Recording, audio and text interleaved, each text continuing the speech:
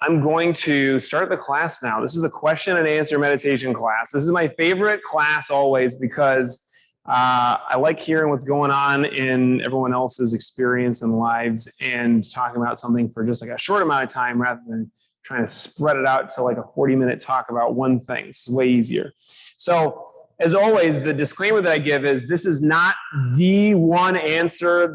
And nothing that I say is going to be written in stone anywhere. This is not like the one perfect answer. Sorry, I just realized that I wasn't on that phone. Okay, now we're live. This is the answer that I have up until this point in my life and with my experiences and everything. So it is all, shaded by what I've been through. And I invite you to take it on and think about how it jives with your experience and your life.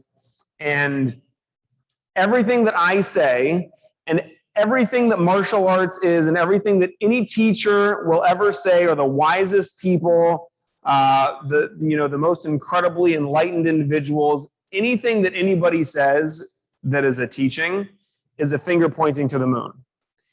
It is not the moon itself. So don't mistake anything that I say for like, oh, that's it.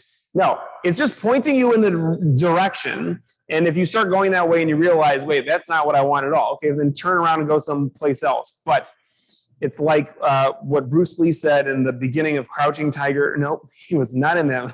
In the beginning of my second favorite martial arts film, Enter the Dragon. And I promise you, not everything that I say about martial arts is taken from a movie. But he admonishes a student and he says, it's all about emotional content. And he says, it's like the finger pointing to the moon. And the student is like looking at the finger and Bruce Lee whacks him on the head and he says, don't look at the finger and you miss all that heavenly glory. So there is wisdom, there is knowledge, there are things to kind of take in through language and logic and all of that, but the truth that is beyond that is unspeakable. The Tao that can be named is not the eternal. Whatever we're after is beyond language and beyond logic and understanding in this way. So like any teacher, all I can hope for is that somebody kind of steps on me as a stepping stone, and then you guys get better and wiser and smarter than me. That being said, questions. So you can raise your hand if you have a question. If you're at home watching online, you can type the question to me. And I know I've got one already here, so let's go to Julia. Go ahead. Okay. So I'm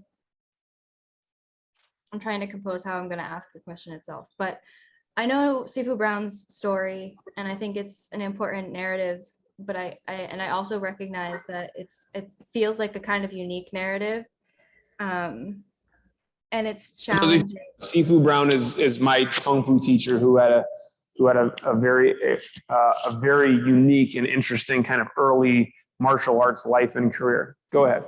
Right. So I find it, I guess, in my lived experience, a challenging narrative to hold other disabled students to, and that's kind of where the question I'm asking is. Can you talk about disability and limitations in martial arts as it relates to this culture that's often focused on pushing or breaking limitations and rewarding physical growth and performance, like hitting harder, going faster, getting faster, going lower, and technician mind? Let me catch everybody up to where your question is so far. So first of all, I will just say, so Sifu Brown, my teacher, was born with cerebral palsy. He had braces on his legs, and he was told that he was never going to be able to walk without the braces, and he used martial arts as his therapy, basically, his physical therapy to get stronger, and he was able to break through all of that and become a really spectacular martial artist and teacher. And so we're wondering about how that fits with, other people who have disabilities and how that all fits into the larger culture.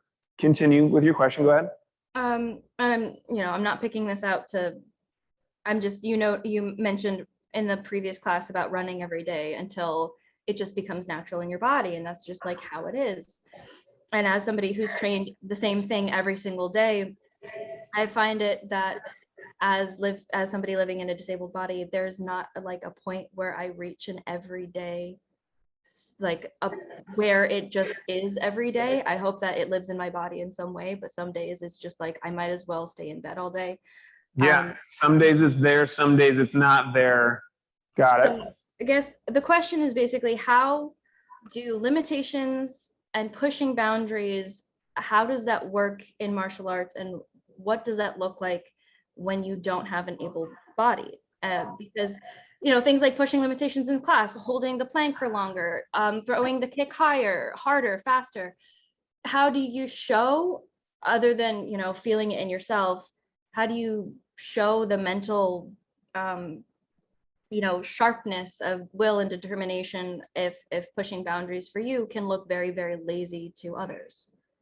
Is like, how do you the dynamics of pushing boundaries, staying safe, able-bodied versus disabled-bodied, pushing and striving. Oh yeah, everything's frozen.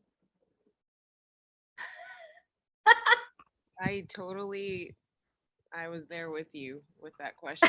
Thanks, Meryl. For sure, because yeah. I panicked. I panicked he wasn't talking, so I was like, oh no, I guess Right. I'll just spin out. You froze. Oh. I'm muting. What I get for a long-winded question, I guess. It's my fault. I should have made it concise.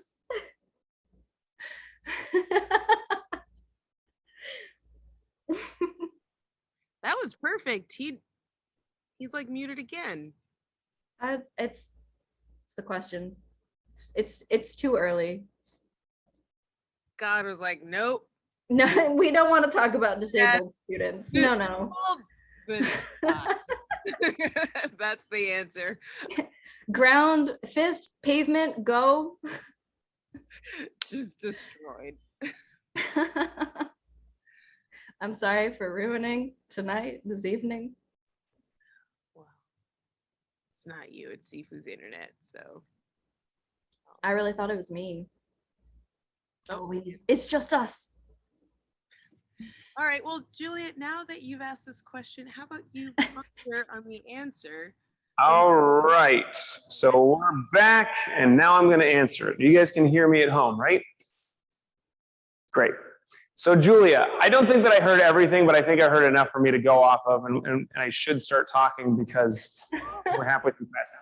So go ahead and mute yourself. The way that I'm going to talk about this is going to be actually fairly simple. So on a basic level, we have a tendency to expect certain things from ourselves, right?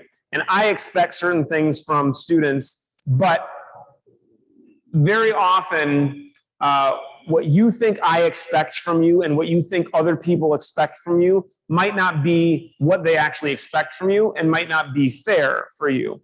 So you're talking about having disability, not having an equal body, not being able to do class as often, not being able to do it to the degree that you want to. And I will promise you right now that nobody is as strong or as healthy as they want to be, myself included, and even the healthiest and strongest among us. We all want to be better. So part of this, and we want to be careful, I'm not going to leave it at this because this would really be a cop-out for everybody, but part of this is just do what you can do and be happy with what you've got, which I know is very easy to say as somebody who doesn't have a glaring disability. But this is what our practice is about, actually, is being able to break free of that cycle of desire, because whatever we desire, even if we get it, then we just desire the next thing. And then if we get that, then we just desire the next thing. And that's the same thing with health, with our ability to do what we do in class. And I will say, as somebody who's on the wrong side of 30 and headed towards the wrong side of 40, it's like one thing that we all have in common is something hurts and it's not getting better. when we make peace with this and recognize that we live in a body, we are not the body, right? We have this vehicle that has its limitations. We got to make peace with that and be as great as we possibly can be with the limitations that we have. And in a sustainable, safe way, break through those limitations, which I think my answer to your question essentially boils down to this, Juliet. These are not the same for any two people. And of course, you could look at a large group of students and say that, these people can come to class multiple times a week and can really push themselves in class. And then you might look at some more outliers and say, well, this person's got this disability, this person, has this limitation that they cannot break through to the same extent. And so, yeah, everyone's on this spectrum wherever they are, and we have to recognize that there is a level past which we should not be trying to push because it's unhealthy, and it means that we can't practice martial arts the next day. And maybe even if you are being totally safe and reasonable with your practice, even then you might not be able to practice the next day. I talked about this in a class, in a talk several months ago, but we like to look at habits and actions in manageable chunks. The chunk of time that we have a tendency to look at the most often is the chunk of a day. And we might make goals that are, by the end of the year, I want to be able to do this. But I talk about goals all the time. And the best way to make a goal that you are going to be able to stick to is to have daily action. And for martial arts, daily action might be, I make it to class every day. For most of us, it's not, right? I'm lucky I basically live at the dojo, so I get to be here every day. I'm fairly healthy, so I can practice every day. And there are days when I can't, and so other people teach. But that's not going to be the same for most people. And it might not even be that you can practice once a week, right? Depending on what's going on in life, you might have these chunks of time that you are identifying as like a successful martial arts practice, or a practice where you're growing and making progress. You might have to change that definition for yourself. Now, I would like to see you say that daily practice is still your goal, but it might not be daily physical practice. It might be that you are able to meditate every day. Or it might be that you're able to visualize yourself doing a form, or whatever it is that you can do every day, because this helps you to keep the habit very strong. The reason that I like to have practice in whatever form it takes on a daily basis is because if I'm doing it today, that means, especially if I'm doing it earlier in the day, for example, if I meditate, that has an effect on the rest of this day. And then when I go to sleep and then I wake up the next day, it's almost like I'm starting fresh again. So if I've done nothing this day and, I go to sleep and I wake up the next day, it's kind of like I'm starting from nothing. It's almost like I'm starting again from square one. But if I've done something that connects me to my martial arts practice, even if it's just sitting and meditating for 5 minutes, even if it's just, writing out the postures in Tai Chi that you've learned, or you're visualizing yourself doing a form, or whatever it is, that connects you to this activity, which is really what you're trying to, you're basically connecting to your highest self, right? And if you have something else that does a great job of this that's outside of your martial arts practice, then do that. Do that thing every day to whatever ability you can. So you're right. I use the example of getting up and running every day, and that is absolutely not going to be possible for everybody. Some people literally can't run. But what can you do that is in the spirit of your goal? Your goal is, greater health. Let's say your goal is, in our case, it's martial arts, right? Our goal is to become a great martial artist. But we might have to massage what that daily action looks like for us.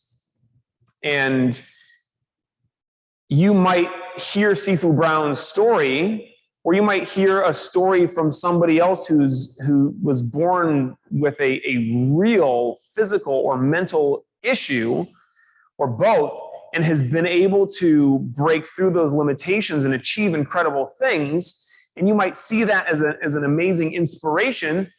Some days you might see that and think, how am I supposed to live up to that? It's impossible.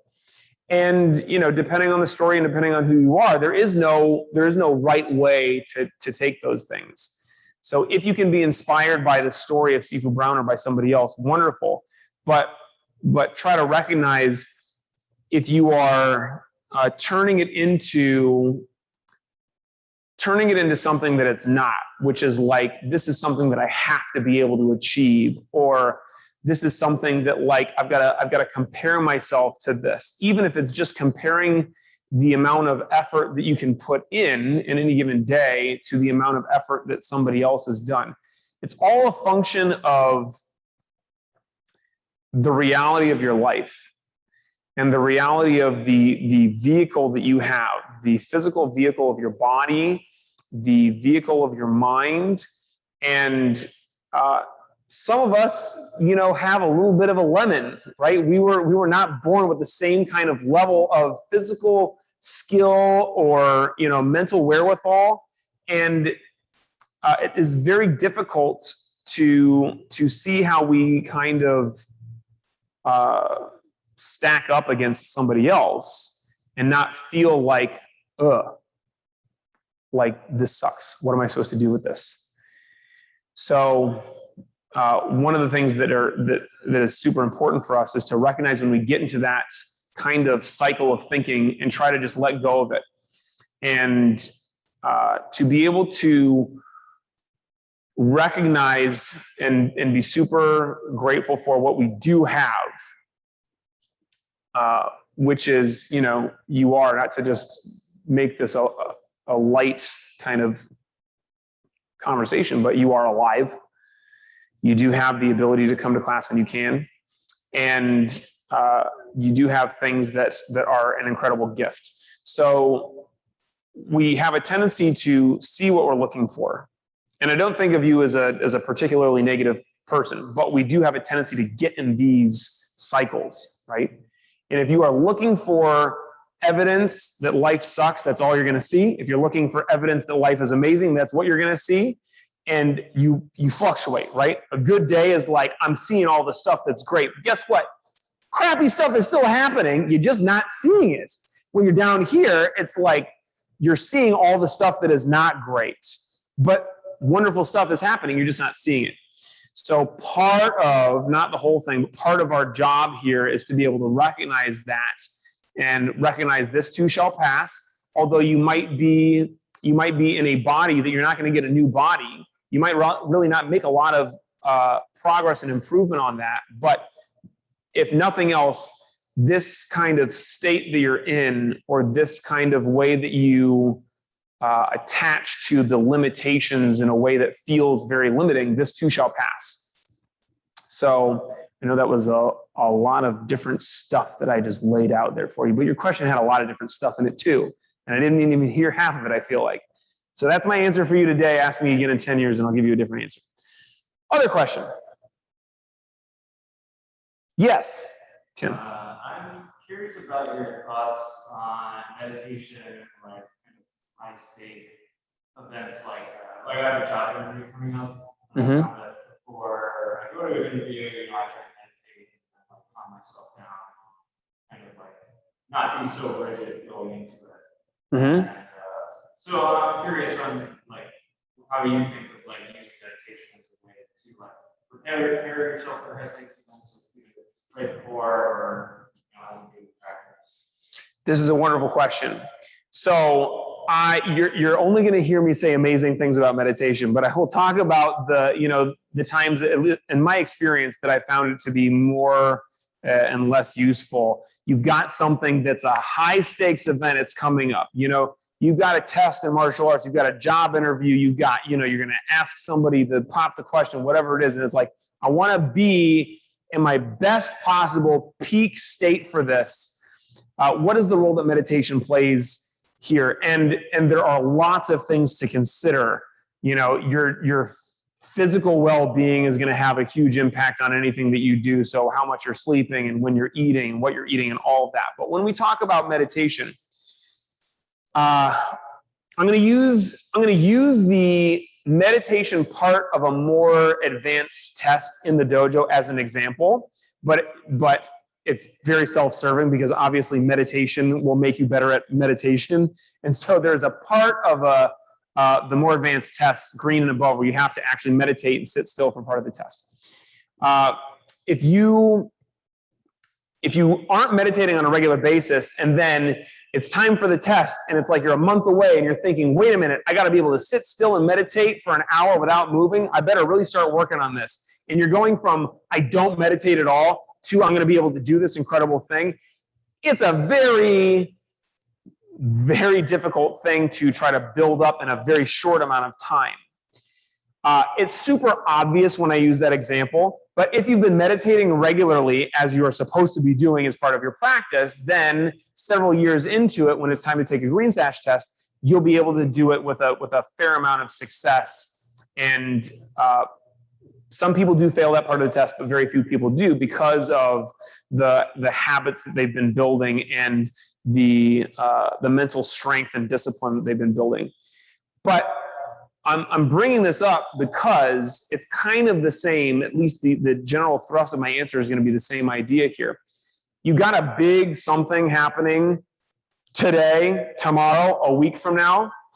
If you're talking about using meditation as something to prepare yourself for that, absolutely, you know, the more you can do it, the better off you'll be. And even if it's just starting now, and it's like, I'm literally going to meditate now for the first time before this huge event, great, do it. It is always a good idea to be able to clear your mind and be able to step into whatever that very difficult kind of stressful thing is and leave all of your other baggage behind. That is hugely beneficial even in the moment. And you'll be way better at it if you've been meditating over time. And meditation, remember, just like anything else that we do, is building a habit. It's not just building the habit of sitting to meditate, although that's a great one. It's actually, every time you meditate, you're building the habit of clearing your mind and connecting to the breath and being able to be calm and in a very kind of resourceful state, and to be able to let go of stressful, unuseful thoughts and patterns in your mind and just totally connect to the moment. So the longer we've been meditating for and the more we've been kind of building up that habit, the better off we'll be. And it's happening now, right? I've been meditating often or I haven't, whatever. Now is like it's about to happen. So I think that if you can actually, you know, sit for a period of time, even if it's just a few minutes, and in a very focused way, really let go of all that noise and just be in that state of emptiness, the state that we call Mushin, or as close to it as we can. We let go of all of those thoughts that are, you know, just rolling around in our head.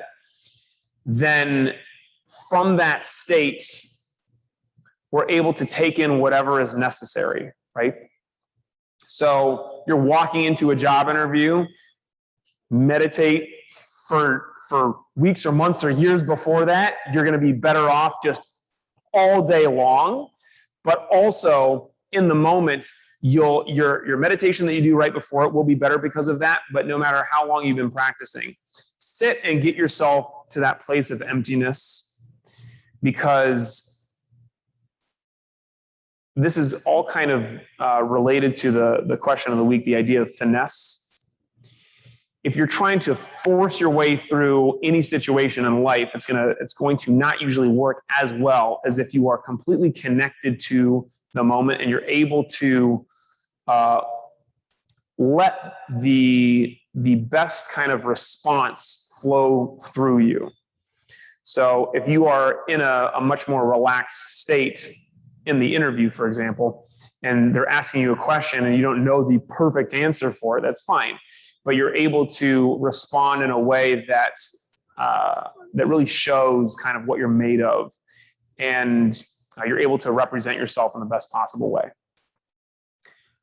Okay, I've got time for probably one more, and somebody did type one too. What type of meditation are we encouraged to practice, and what are your thoughts on other meditation styles? Okay, so this will be a fast one. This is a good question. So the type of meditation that we do is a sitting meditation where you are just focusing on your breath. We call it Zazen. There are different kinds of even styles of Zazen, but you're sitting still and focusing on the breath.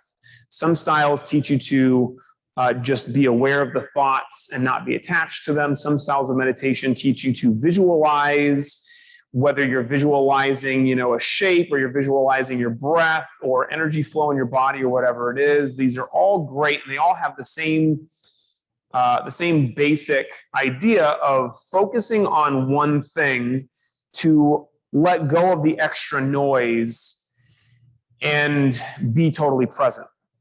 So we use the breath as our anchor in the moment, and it is a particularly good one for a couple of reasons.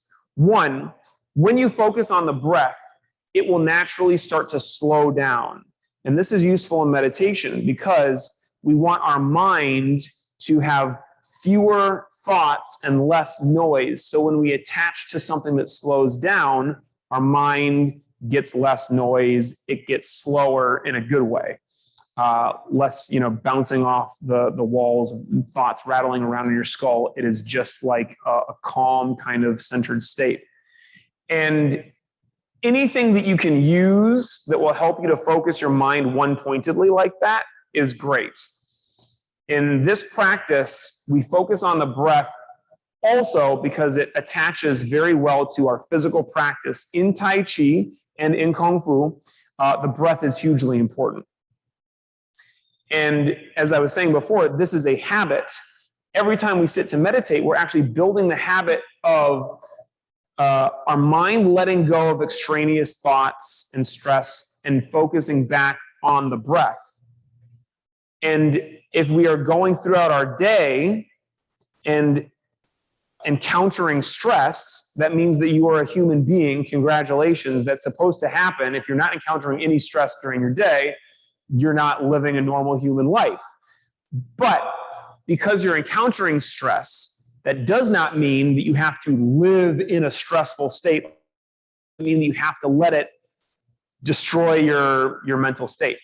So the habit of going back to the breath is great because when we get stressed and we have this habit of going back to the breath, then we can more easily enter into the state that I was talking about with Tim's question of being in an empty state, of being resourceful and being free to let things flow from us in a natural, powerful way. And it's important in our physical practice to have that state. It's one of the reasons that we practice meditation before every class. But you will certainly notice that in everyday life, the habit of going back to the breath is hugely beneficial. So that's what we're going to do now. You might not have the best meditation. Your mind may not be in a perfectly calm, focused state the entire time, and that's fine. But what we're looking for is every chance we can to go back to the breath, because that helps us to build and strengthen the habit of focusing on the breath, and to strengthen the habit of letting go of thoughts that we normally are attached to, and on a higher level, letting go of the habit of ego identification, of being attached to the little self, the part of you that is always, judging and wondering, am I doing this right? Am I messing this up? Of separating ourselves from each other. That is itself a habit. And it's a habit that's formed over many, many, many, many, many, many years. And so to break through it is going to really take something. So we're going to start tonight. Every time you focus on the breath and you let go of that, you are connecting to something bigger. You're connecting to your highest self. And so this is what meditation is for. Sit comfortably.